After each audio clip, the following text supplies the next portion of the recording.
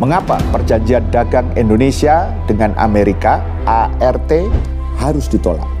Pada 19 Februari 2026, Presiden Prabowo telah menandatangani perjanjian dagang timbal balik Indonesia dan Amerika di bawah payung Agreement on Reciprocal Trade atau ART dengan Presiden Amerika Serikat Trump. Bagi Indonesia, kesepakatan ini akan berlaku bagi 1.965 produk industri dan 124 produk pertanian yang diekspor ke Amerika Serikat dengan rata tarif sebesar 19%.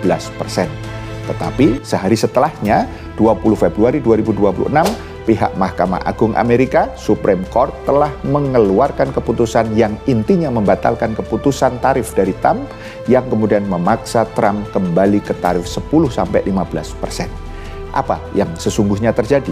Pertama, ART ini adalah bentuk penyerahan kedaulatan Indonesia kepada pihak asing yang tertuang dalam pasal-pasal yang sangat merugikan. Di antaranya tercermin terlucutinya kata kunci dalam judul perjanjian, yaitu resiprokal atau timbal balik, di mana justru Indonesia punya 217 kewajiban ke Amerika Serikat, sedangkan Amerika hanya memiliki 6 kewajiban ke Indonesia. Ini saja sudah mengindikasikan bagaimana timbal balik itu sebenarnya tidak ada, tetapi yang terjadi adalah pemaksaan dalam perjanjian ini.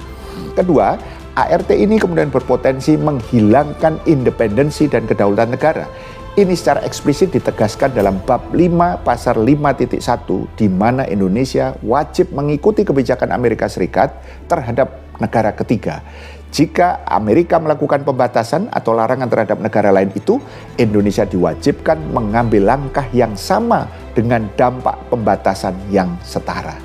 Ketiga, ART ini adalah bentuk intervensi kebijakan domestik sebagaimana pada bab 5 pasal 5.1 ayat 2 dan 3.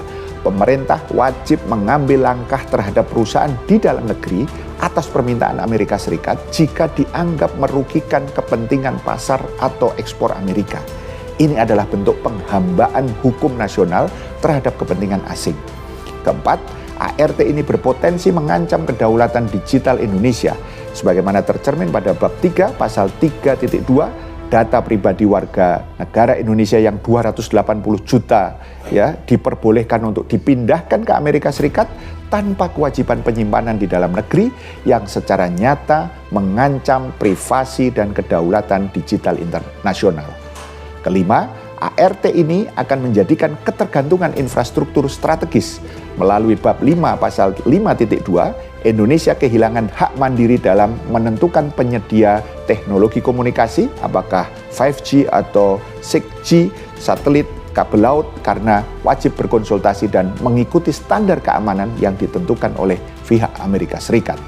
Keenam, ART ini berpotensi besar mengebiri peran BUMN, di mana di dalam bab 6 pasal 6.2 melarang pemberian subsidi kepada BUMN kecuali untuk mandat pelayanan publik tertentu demi menciptakan level playing field bagi perusahaan Amerika Serikat yang akan melumpuhkan pilar ekonomi nasional. Ketujuh, maka ART wajib ditolak dan menuntut pemerintah Indonesia membatalkan perjanjian ART ini demi menjaga Indonesia dan kehormatan umat Islam. Allah Subhanahu wa taala berfirman, "Wala yaj'alullahu lil kafirina 'alal mu'minina sabila." Dan Allah sekali-kali tidak akan memberikan jalan kepada orang-orang kafir untuk mendominasi atau menguasai orang-orang yang beriman. Sebagaimana dalam Quran surat An-Nisa ayat 141. Jangan sampai ART ini justru menjadi ART yang bermakna antek rezim Trump. Paham sampai di sini? Salam melek politik.